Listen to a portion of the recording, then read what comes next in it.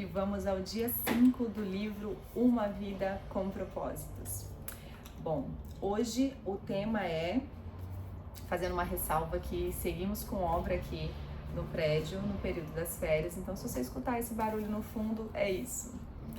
Enxergando a vida do ponto de vista de Deus. Sua vida é formada como você a enxerga. Eu vou mais uma vez destacar os pontos que eu grifei para trazer reflexão para você ao final, tá bom? O modo com o qual você define a sua vida determina o seu destino. Uma das melhores maneiras de compreender as pessoas é perguntando-lhes como você vê a vida. Embora essa não fosse uma pergunta da conclusão aqui do capítulo, eu já trouxe nesse momento, enquanto estávamos fazendo aqui em família, essa reflexão e pedi para as crianças e, enfim, nós compartilhamos aqui como cada um vê a vida. E aí o que ele traz é que se eu perguntasse como você imagina a vida, que imagem lhe viria à mente? Essa imagem é a sua metáfora da vida. As pessoas frequentemente expressam as suas metáforas da vida por meio de roupas, joias, carros, penteados, adesivos e até mesmo tatuagens. Aquilo que a gente acredita sobre a nossa vida se reflete nas nossas escolhas. Então, quando ele fala aqui sobre roupas, carros, tatuagens, a gente traz, no caso das roupas, né? Eu trabalho como consultora de imagem e estilo também. A imagem tem um papel de comunicação importante. Então, cada escolha que eu faço, ela está comunicando algo sobre o qual eu acredito. E o carro que eu tenho, né, que eu escolho ter, o que eu posso ter dentro desse contexto, a tatuagem que eu trago pro meu corpo, ela conta uma história, ela fala sobre a forma como eu vejo a vida. Então, tudo está relacionado, né? E essa metáfora secreta da vida influencia sua vida mais do que você pode perceber. Por exemplo, se você pensa que a vida é uma festa, o seu principal valor será se divertir. Se você vê a vida como uma corrida, certamente valorizará a velocidade e provavelmente viverá apressado a maior parte do tempo. Se você vê a vida como uma maratona, valorizará a resistência e assim sucessivamente. Então, qual é a sua visão de vida? Você percebe que se a gente não parar para pensar sobre esse tipo de coisa, é possível, como diz a professora Lucilena Galvão, quando você não pensa, você é pensado, né? E quantas vezes a gente pode continuar repetindo o que falaram pra gente a respeito de algo, no caso, sobre o sentido da vida, o que nós vimos os nossos pais manifestarem, o que outras pessoas trazem pra gente, né, como a sua visão de mundo, e nós muitas vezes compramos essa visão sem sequer questionar. Então esse é um momento pra gente parar e pensar, qual é a minha metáfora da vida? Como eu vejo a vida? Eu achei esse exercício super bacana. E então qual é a sua visão da vida? A Bíblia diz, não vivam como vivem as pessoas deste mundo, mas deixem que Deus os transforme por meio de uma completa mudança da mente de vocês. A Bíblia oferece 3 metáforas. Estudaremos os 2 primeiros nesse capítulo e o terceiro no próximo. Primeiro, a vida na terra é um teste. Ela traz em vários momentos, né, essa metáfora. Por exemplo, Deus provou Abraão, Deus provou Jacó, Adão e Eva foram reprovados no teste do Jardim do Éden. E aí menciona também pessoas que foram aprovadas, José, Ruth, Esther, Daniel. Os testes tanto desenvolvem quanto manifestam o caráter da pessoa. E toda a vida é um teste. Você está sempre sendo testado. Não conhecemos todos os testes que Deus irá aplicar, mas podemos prever alguns deles com base na Bíblia. Deus testa a minha fé por meio de problemas, a minha esperança pelo modo de eu lidar com o que está nas minhas mãos, o meu amor por meio das pessoas.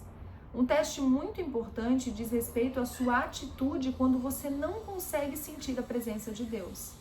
Às vezes, Deus se retira intencionalmente e não sentimos mais a sua proximidade. E quando isso acontece, o que a gente faz? A gente se distancia ainda mais ou a gente busca se aproximar de Deus? A gente busca resgatar esse relacionamento.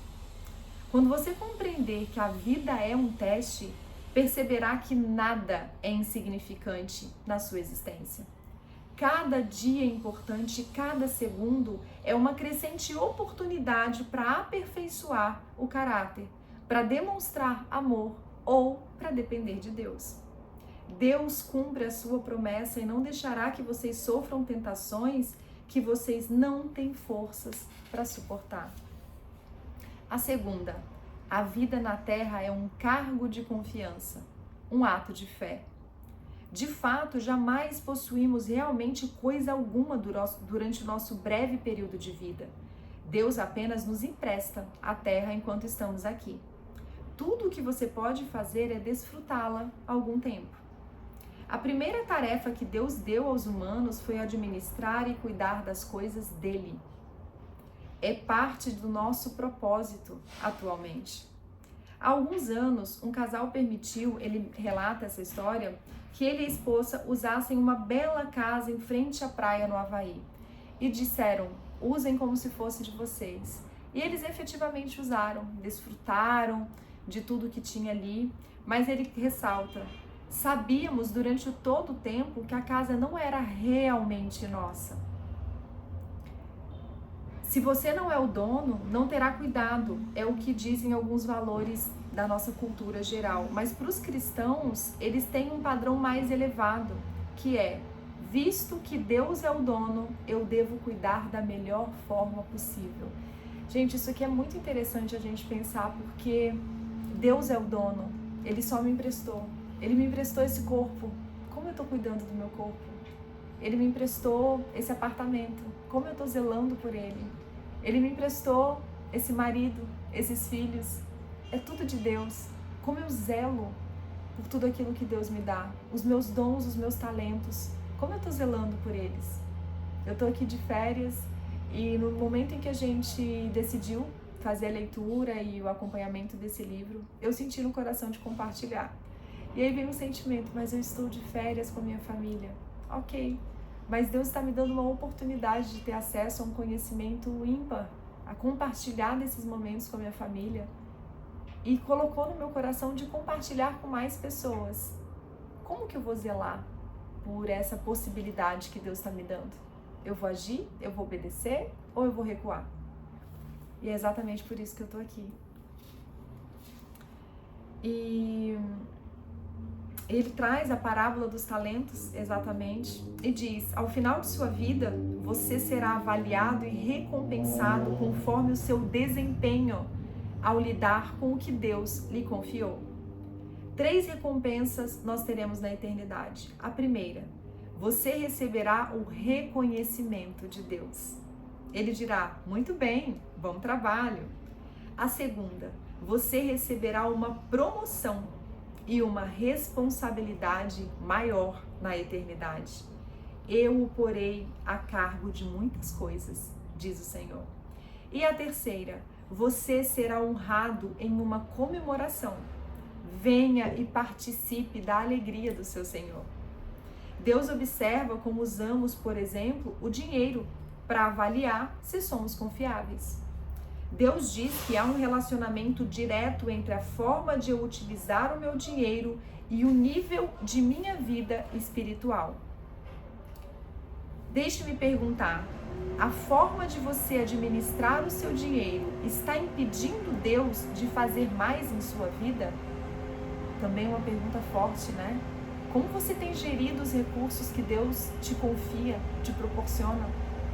Você se torna confiável nessa gestão? A vida é um teste e um cargo de confiança. E quanto mais Deus lhe dá, mais responsável Ele espera que você seja. Então, para o dia 5, pensando sobre o meu propósito de vida, nós temos como tema para reflexão: a vida é um teste e um cargo de confiança. Então, tudo que eu faço aqui, a todo momento, eu estou sendo testada. avaliando-se como que eu tô lidando com tudo isso. E um cargo de confiança, porque nada é meu, é tudo emprestado, é tudo de Deus. Então, como eu conduzo aquilo que Ele me confiou, vai falar sobre o quão confiável eu sou. Versículo para memorizar, Lucas 16, 10a. Quem é fiel nas coisas pequenas, também será nas grandes. E pergunta para meditar. O que me aconteceu recentemente que agora eu percebo ter sido um teste de Deus? Quais são as tarefas mais importantes que Deus me confiou? E aí aqui a minha resposta, inclusive, foi a mesma do Bernardo. Mais recentemente o que me aconteceu foi o acidente dele. O Bernardo está com 10 anos, ele foi... No momento em que ele chegou no futebol, ele foi atravessar, na verdade veio um cachorro, ele foi desviar do cachorro, ele assustou e ele correu para atravessar e veio uma moto e ele foi atropelado. Quebrou a perna, cortou o rosto, enfim, perdeu ficou apagado ali nos primeiros momentos e depois, recobrou. Teve confusão mental, não sabia, enfim, falava coisa com coisa, então foi um contexto que demandou cuidados, o que a gente vê que realmente foi um livramento. Deus nos proporcionou poupar a vida do Bernardo e ainda uma recuperação extraordinária. Ele já voltou agora recente a jogar futebol, ainda com parcimônia. Nós estamos aqui de férias e hoje, enfim, não vem ao caso o dia exatamente, mas ele acabou de completar 4 meses do acidente. Ele estava correndo na praia com velocidade, entusiasmo, brincando, e eu confesso que eu me emocionei naquele momento. E aí, assim, perceber a forma porque eu sinto que Deus prepara a gente para os momentos, sabe? E viver essa minha fé, viver esse relacionamento com Deus, isso tem me fortalecido de fato. E eu tive muita esperança de que o Bernardo ia ficar bem e de que ele ia se recuperar bem. E de fato isso tem acontecido, e a forma como a gente traduz a nossa fé, a gente manifesta a nossa fé no momento das adversidades, fala muito sobre essa maneira como a gente está vivendo essa jornada. E ele disse a mesma coisa, que foi isso.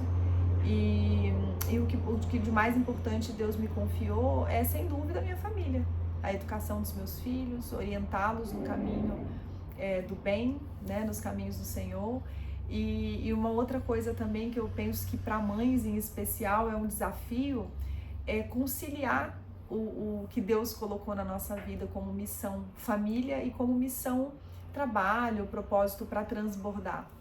E eu acredito muito nisso, que quando a gente se conecta com a nossa essência, quando a gente conhece a nossa verdadeira identidade, o nosso propósito vai se manifestando e ele queima de um jeito que a gente não consegue mais manter. A gente precisa transbordar, a gente precisa colocar no mundo, E a gente precisa honrar, de fato, os dons, os talentos que Deus nos deu. Então, que a gente seja capaz de fazer isso nas diferentes áreas da nossa vida, com fé, com sabedoria, com leveza e com propósito. Eu espero que você tenha gostado deste 5º dia e te aguardo no próximo.